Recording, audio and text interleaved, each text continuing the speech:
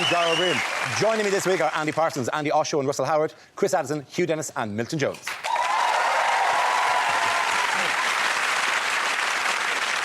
We start with our round called Headliners. Here's a picture of former Prime Minister Tony Blair and friends, but what does BMIS stand for? Is it a list of what's in Blair's memoirs? Bragging, moaning and icky sex? It looks like it's not just John Prescott going, bugger me, I'm starving. Or is it all the things you'd rather have than read the book? Bulimia, myxomatosis and an itchy scrotum. Are they all laughing because it's ballistic missiles improve Sunderland? Prescott looks like he's just bored. He's just running through lists in his head. Bette Midler, I'd shag. Yeah. Barry Manilow. Or is it both Miliband's I'd shag? I think it's what Blair isn't saying. Believe me, I'm sorry.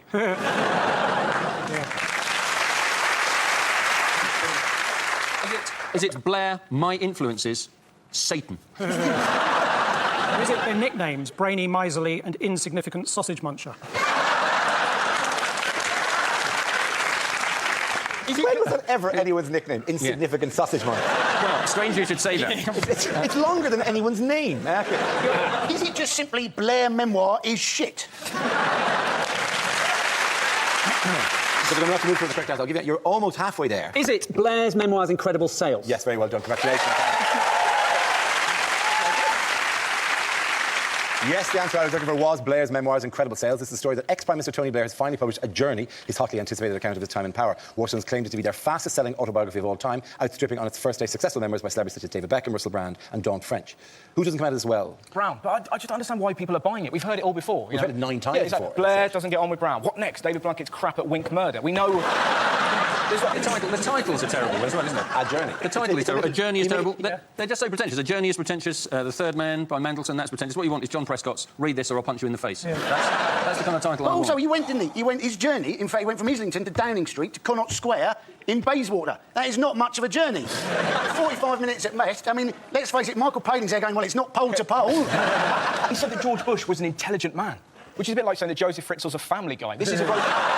Why has the book been compared to a Mills and Boon? Because you don't want to read it? Because there's some racy passages in it. Yeah, there's racy... Him describing him having sex with Cherie, which is... it is grim. Hey. They're a married couple. OK, we didn't need to know. The actual quote, he said, on that night, I needed that love Cherie gave me, selfishly. I devoured it. Do real sexy. I was an animal. Following my instinct. I guarantee you, your future in audiobooks is not assured. Yeah. No one's going to book me to do sexy audiobooks. How are you? Oh, the writing. He was all over like a rash. Which was a bit about what he was saying about, devouring Cherie and stuff. It was hideous. It was like, imagine your parents dogging. It was wrong. You just didn't want to read it. What's amazing about this is just the way that journalists have reacted in this mock shock that he should... he didn't talk sexy like that when he was Prime Minister. No, he was Prime Minister. The Go Compare man doesn't sing the whole time. That's not the thing. There was no time when he was going to say during Prime Minister's questions, and I would just like to say to my right honourable friend, Big Tony gonna sort you out, bow, chicka, bow, bow. He's basically, been accused of sexing up a dossier, and now he has sexed up a dossier. You went after he's going, I devoured Cherie, or whatever it was. You weren't sure what he was going to put next, I flopped out my weapon of mass destruction, and 45 minutes later, it launched. It turns out, too, that Cherie is actually her middle name, and her first name is Chim Chim Chim Chimney Chim Chim. What weakness does Blair reveal? Mini baby bells. He can't get enough of it. Yeah, there's a lot of that. No, he's drinking. It was really hilarious. He said, I was a bit of a drinker, but all he had was half a bottle of wine a night. My mate once got so drunk he woke up in a river. Half a bottle of Merlot's nothing. My mate thought he was a duck. Lauren's saying in the book that he drank to deal with the pressure, and then he talks about some of the things that he was worried about, including that at the launch night of the Millennium Dome, an acrobat would fall on the Queen's head. That's mad! That's the kind of thing you worry about in a dream. He's a lunatic. But it is always telling, I feel, about a nation's attitude towards alcohol, that everyone went, what? A whiskey and 3 glasses of wine? I'll show him, right? I'll show him what a drink problem is. This is my drink problem, yeah. This would be the worst AA meeting ever. It'd be so dull as well, because the other... OK, tell us about yourself. Well, Duncan's basically, he's lost his kids, he's found himself homeless on the street. How about you, Tony? Well, first of all, hi, guys. Occasionally, I have a second glass of wine after dinner. Group hug. Although, in fairness, his drinking did lead to invading a country. Which makes the UN the international equivalent of a woman in a car park going, leave him, Tarek, he's not worth it! The UN made him the Middle East peace envoy after he'd started 2 wars in the Middle East. It would be like making the woman who chucked that cat in a wheelie bin an RSPCA inspector. as Prime Ministers go, it's nothing, isn't it? No, yeah. Churchill used to have a bottle of champagne for lunch, have another one apparently in the evening, Yeah. have 3 scotches, 2 brandies and a highball. So you think, well, it's no wonder he didn't want to appease Hitler, was it? He was well up for a scrap, wasn't he? Yeah, but to be fair, no, what people forget about Churchill, when Churchill was doing the old, we shall fight them on the beaches, yeah, he was 25 at the time. that lifestyle, he died at 32. That lifestyle really... yeah. I'm surprised he didn't go, oh, we're going to fight them on the beaches and we'll fight them in the pubs, outside the pubs, in the kebab shops. If they look at our women, we'll twat them there. We're in a late-night garage and we want more fags. Yes, Churchill, that he said later in life his greatest regret was never winning the Second World War. Didn't remember a thing. He also, let's be honest, he looked quite like you. And you are... As an insult. Say it in... No, he did. I'd say that as a compliment. Try the... You would take it as a compliment. He was a we will fight them on the beaches. Say that. We will fight them on the beaches. Don't sound like the Churchill dog.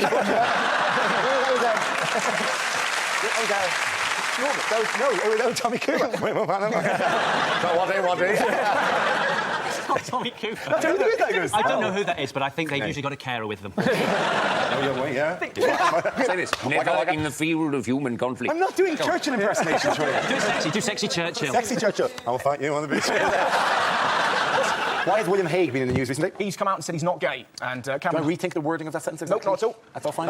William Hague this week said he wasn't gay, and Cameron hardly helped matters by saying the entire Tory party were behind him. Could be a better way of putting that. I felt so sorry for all he was doing was sharing a room with his mate. It's not as if he was watching Pineapple Studios rubbing his nipples.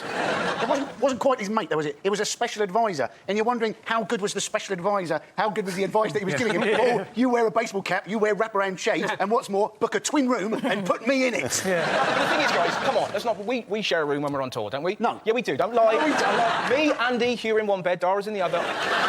Let's be honest, though, we're topping and tailing. We are. Well, it is ridiculous, isn't it? I mean, It is ludicrous, in fairness, I wouldn't sleep in the same room as any one of my mates because I'd wake up with no eyebrows and the word pedo on my face. So, If I had That would known... have been a great political story if you woken up with one eye. just him walking into PMQs with a Hitler moustache. I can explain this. Anyone did. This is, it was embarrassing, that picture of him walking around with the sunglasses, although he has suppressed this picture. I'm very proud to show. This is, So what, even if they shared the same bed? I share a bed with a woman. Does that make me a lesbian? No. Admittedly, it might eventually make her one, but that is not the same. But this is the man who earns £400,000 a year. What on earth is he doing sharing a room? That just seems massively tight-fisted, doesn't it? Some of us get night terrors, all right? So what's funny about that? If there's a goblin under my bed... these rumours apparently followed him since he was in university. Right. And he came on the national stage at 16, speaking at the Tory conference, the youngest ever person to address the Tory conference. And then later the rumours came up that he's got no, he doesn't have many female companions. He said, yeah, but he's like a political dork who went bald in his 20s. That does not scream fanny magnet. The best of times. God love him. That's what he looks like at the team. It's not his fault, Take it from a nerd who lost his hair early. Yeah, you're fighting a difficult game at the best of times, aren't you? I've been reading about Hague, and apparently he has to compete with Rotterdam as a port. Okay, at the end of that round, point for Tricia Milton. Now we play a round called Wayne Rooney's Threesome of Fun. This game involves Milton, Andy and Andy, so if you could make your way to the performance area, please. This round is a stand-up challenge. I launch the wheel of news, and wherever it chooses to stop, one of our performers must step forward and talk about that subject. The winner is whoever I think is the funniest. OK, here we go. The first subject is politics. Who wants to come in on that? Andy. All right, so it's been a pretty amazing time for black people in politics. There's a lot of black women who are becoming movers and shakers in politics. We've got Una King going up for Labour candidacy for the mayoral election. We've got Diane Abbott. She's got 33 nominations. She's going up for Labour leadership. Doesn't stand a chance. But we've got her. And, of course, we've got Floella Benjamin is in the House of Lords. Now, I know what you're thinking. How the hell did she get in there? Like, through the round window? But it's true. Now, I think we've shown that obviously we're up for change. We've shown we've got a sense of humour as well. That is the only way that Boris Johnson could have possibly got himself elected. But I had a lovely story about Boris Johnson, about him and his dad. Apparently, they look very similar. And his dad also likes riding a bike. And his dad was out one day riding his bike. And some random geezer just shouted at him, "Oi, Johnson, you wanker." And he went, "I think you mean my son." I thought it was lovely. OK, let's spin the wheel again. The subject is security. You want to start with us? Andy Parsons. That dog looks excited, doesn't he? Do you think some old lady's trapped a cat in the suitcase? They did describe, right, the Times Square bomber as amateurish. Now, the reason for this was apparently he used non-explosive fertiliser. He hadn't created a bomb, he basically created a garden in the back of his SUV. If he was a suicide bomber, if he pulled his jacket, a little bit of compost would have just trickled down his leg. Some people, they think that Osama bin Laden is in fact dead. I don't think he's dead. I think we'll know when Osama bin Laden's dead. It'll be when Al-Qaeda release all of his videos as a box set.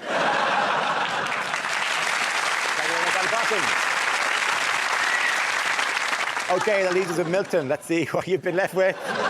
Let's spin the wheel. Subject is school.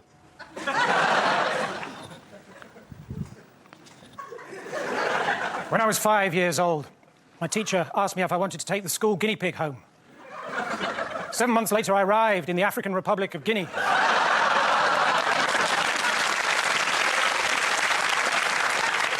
My parents didn't know where I was. The British consulate wouldn't help. My space hopper had a puncture. When I was at school, I spent half my time afraid of things like fractions. Oh. Well, I say half my time.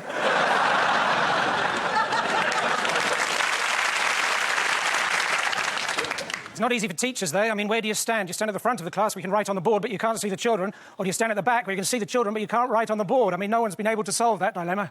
Not by a long chalk.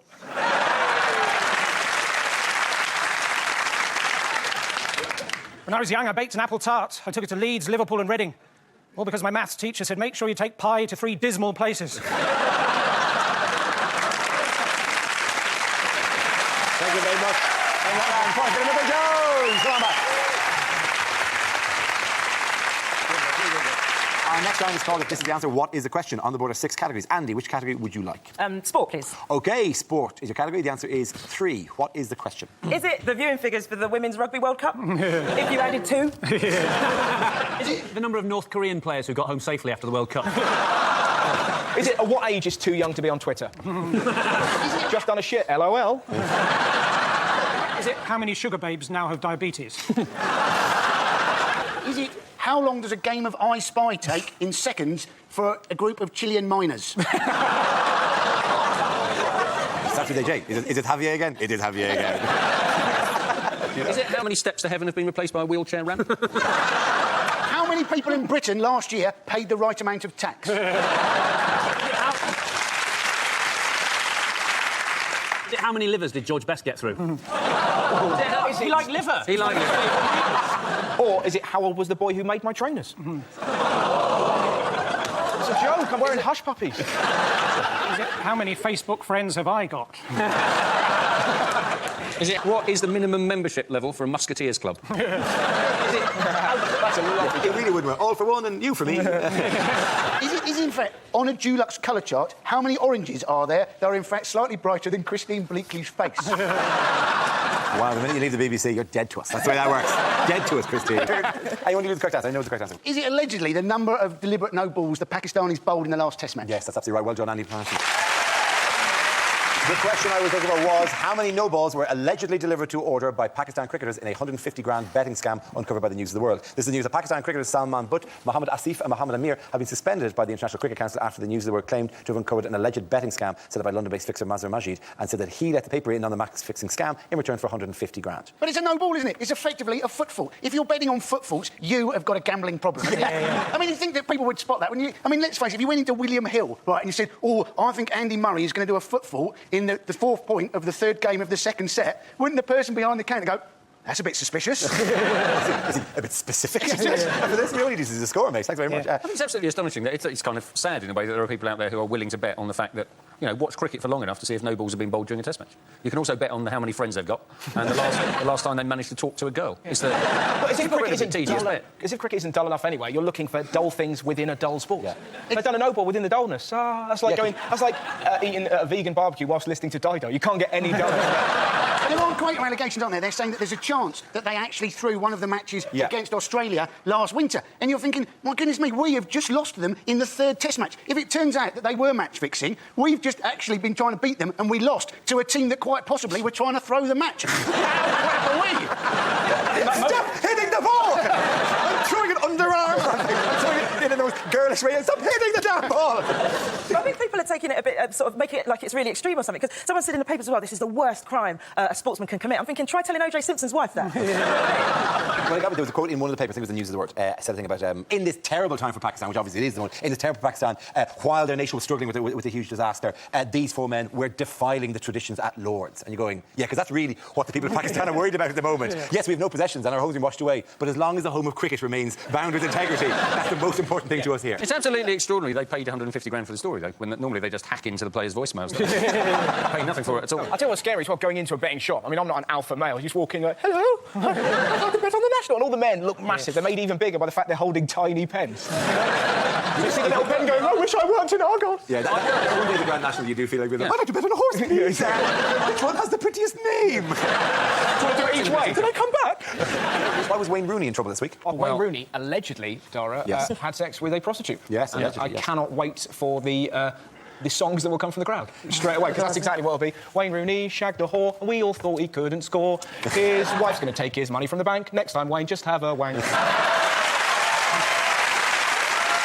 I think that's great, but I think it's quite long for your average football supporter. She also said that, didn't she? She said she wouldn't have sex with him in his own house out of respect for Colleen. Yeah. And that's all right. A woman with standards, ladies and gentlemen. He allegedly paid £1,000 for sex. £1,000. There's girls in Norwich who'll do it for chips. That is just a complete waste. But it speaks volumes about how ugly Rooney is. He's a multi-millionaire footballer. He still has to pay for sex. Yeah. But please touch me penis. It's going to cost you, Shrek. Yeah. You know? It's brutal. I think the real problem now is there's going to be people in Norwich watching this going, oh, I'm just going to go out to the fish and chips shop. 6 packs of chips, please. I'll tell you how middle class I am. When I saw the headline on News of the World cheating Rue Bed's hooker, I thought Kanga's going to be furious.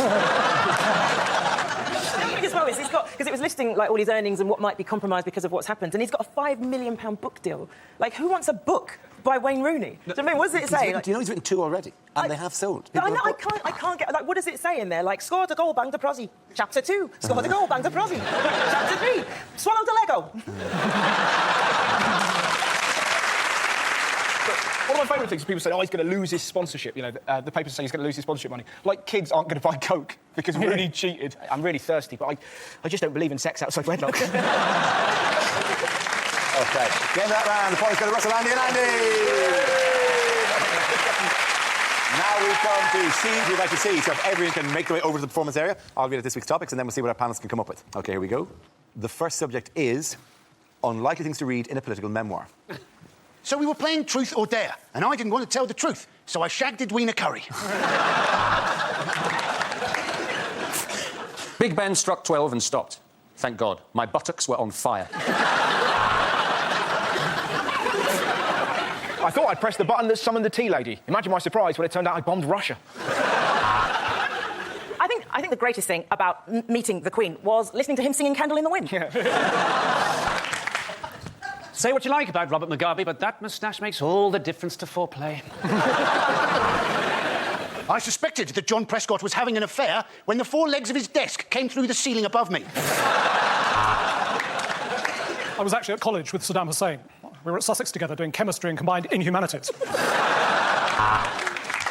At the start, there were 3 women in the cabinet, 5 in the cellar and 2 under the patio.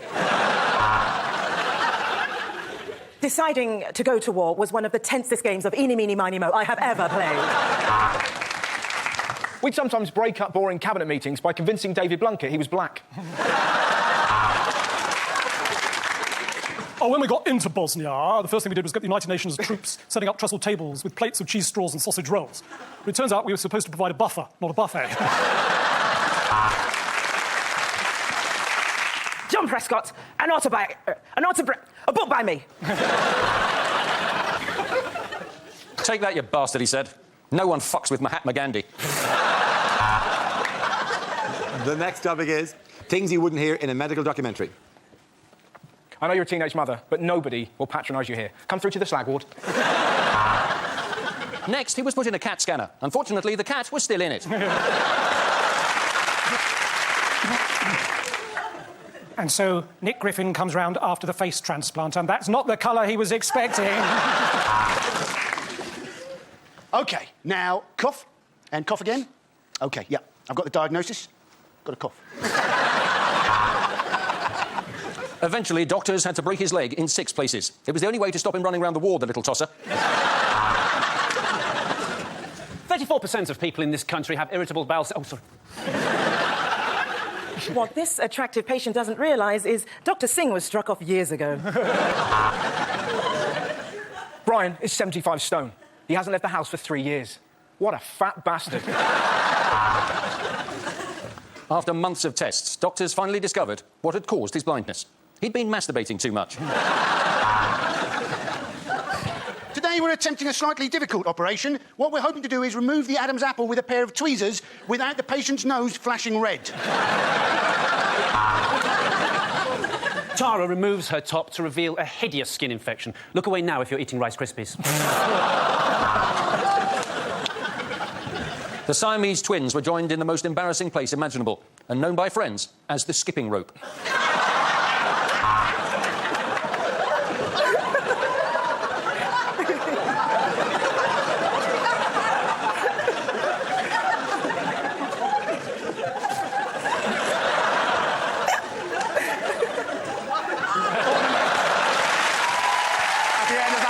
Points for Russell, Andy and Andy.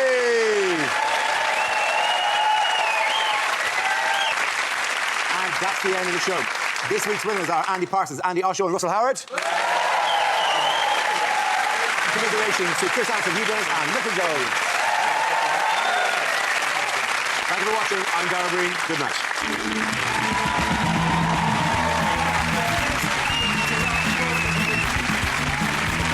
Coming up after Newsnight, blistering medical comedy Nurse Jackie at 11:20 here on BBC Two.